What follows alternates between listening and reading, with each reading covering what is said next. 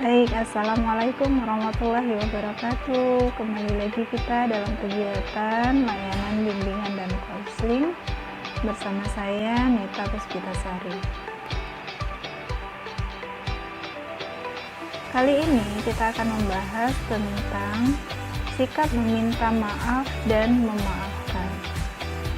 Tujuan dari layanan ini adalah agar siswa mampu menjelaskan makna maaf dan menanamkan dalam diri sikap meminta maaf dan memaafkan dalam pergaulan sosial. Ada sebuah ilustrasi ya berupa gambar,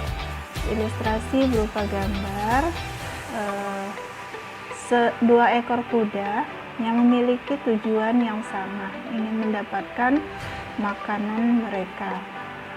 Tetapi di sini mereka tidak sadar kalau mereka ada penghalang yang bisa menghalangi mereka untuk mendapatkan makanan itu.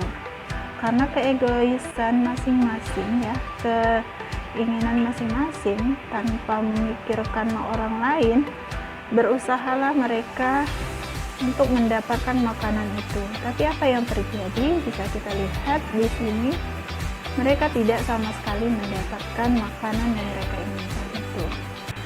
Akhirnya apa? Di gambar berikutnya bisa kita lihat ya. Akhirnya apa? Mereka berpikir bahwa bagaimana ya cara untuk mendapatkan makanan itu? Oh, ternyata coba kita untuk melepaskan keegoisan dalam diri kita ya. Keegoisan yang ada dalam diri kita sehingga kita bisa mendapatkan makanan itu dengan baik. Akhirnya mereka bekerja sama untuk mendapatkan apa yang mereka inginkan. Kalau adanya kerjasama dan tidak mementingkan keegoisan kita, insya Allah apa yang kita tuju itu akan tercapai. Ya, ini hikmah yang bisa kita ambil dari ilustrasi gambar tersebut. Dalam bekerja sama, kita harus saling melepas ego masing-masing. Agar apa? Agar apa yang kita kerjakan bisa memperoleh hasil yang lebih maksimal.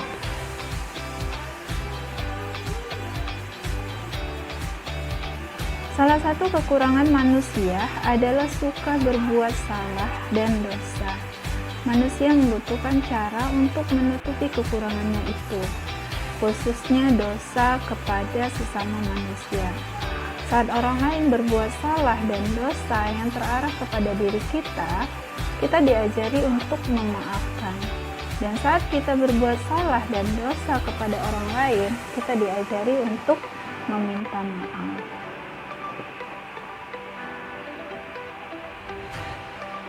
Kata memaafkan, kita harus pahami terlebih dahulu sebenarnya apa sih arti dari memaafkan. Nah, memaafkan di sini adalah proses untuk menghentikan perasaan dendam, jengkel, atau marah karena merasa disakiti atau dizalimi. Pemaafan atau forgiveness sendiri adalah kesediaan seseorang untuk meninggalkan kemarahan, penilaian negatif, dan perilaku acuh tak acuh terhadap orang lain yang telah menyakitinya secara tidak adil. Jadi artinya di sini memaafkan itu adalah proses menghentikan perasaan negatif yang ada dalam diri kita. Gitu ya. Selanjutnya, meminta maaf. Apa sih yang dimaksud dengan meminta maaf? Ya.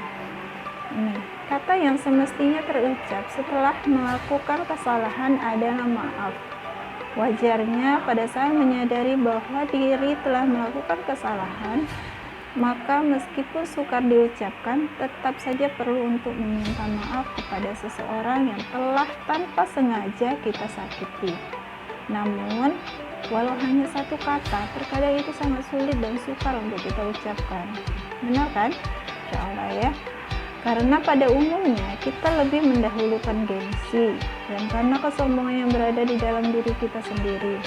Contohnya, karena merasa diri telah memiliki jabatan yang jauh lebih tinggi, atau karena merasa lebih kaya, atau lebih pintar, maupun lebih tua. Dan itulah terkadang yang membuat kita sangat gengsi untuk meminta maaf. Padahal itu semua tidak penting ya, tidak ada pengaruhnya dan tidak akan menurunkan derajat kita kalau kita meminta maaf.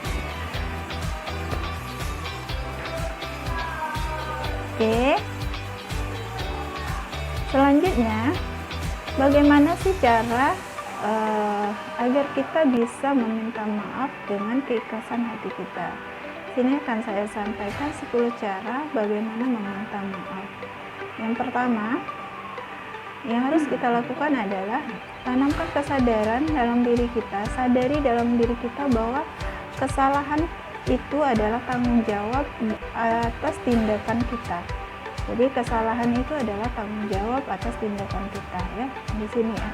1. Sadari kesalahanmu dan tanggung jawab atas tindakanmu itu.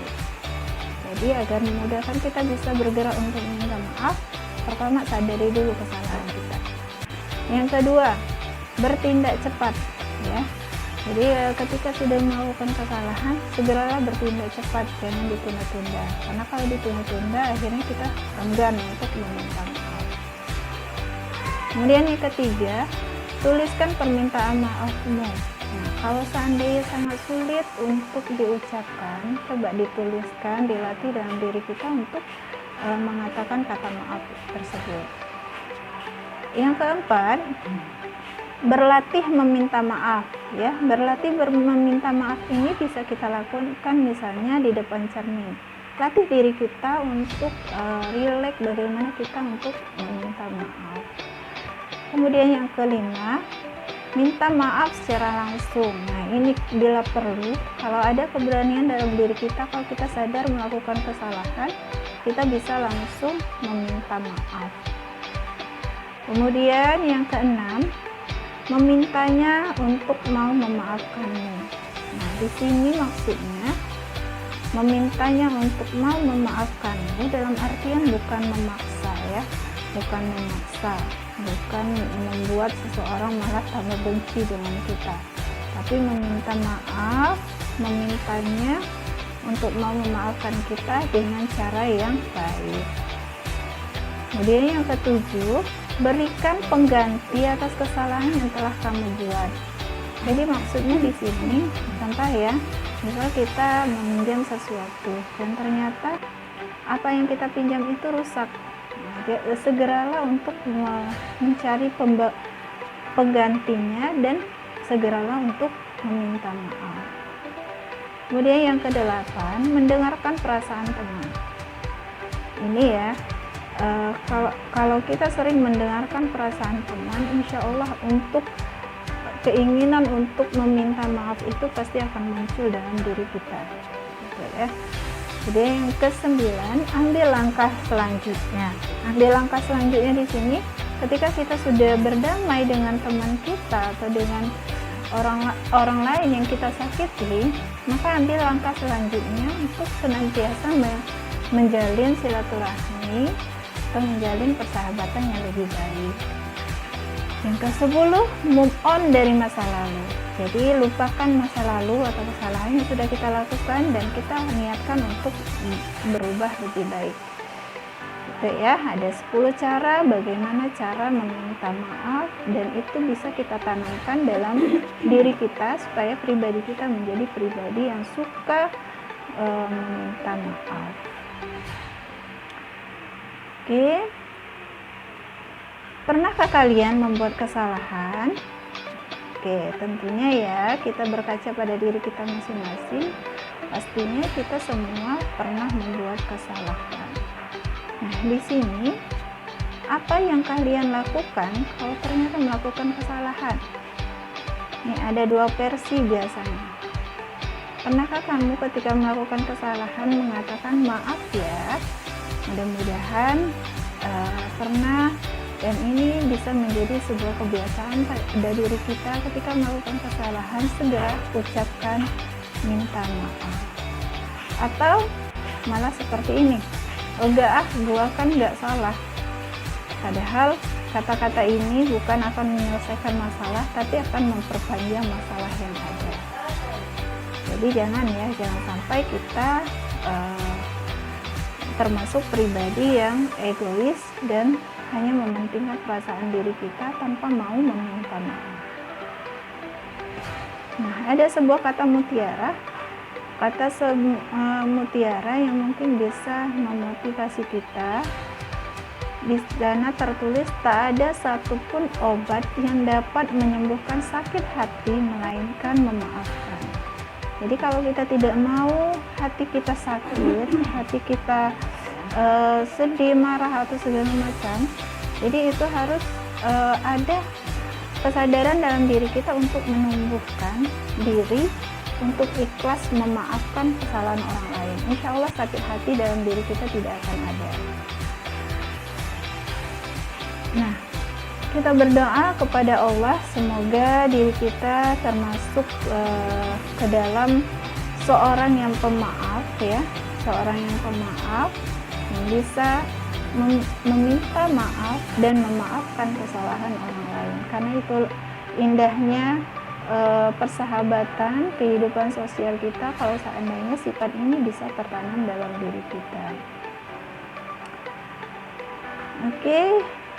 Demikian yang bisa saya sampaikan, mudah-mudahan bisa bermanfaat dan bisa membentuk pribadi kita, pribadi yang suka meminta maaf dan memaafkan kesalahan orang lain. Karena dengan begitu insya Allah dimanapun kita berada, bergaul dengan siapapun kita akan merasakan kedamaian, kenyamanan dan ketenangan hati insya Allah. Amin ya Rabbal Alamin.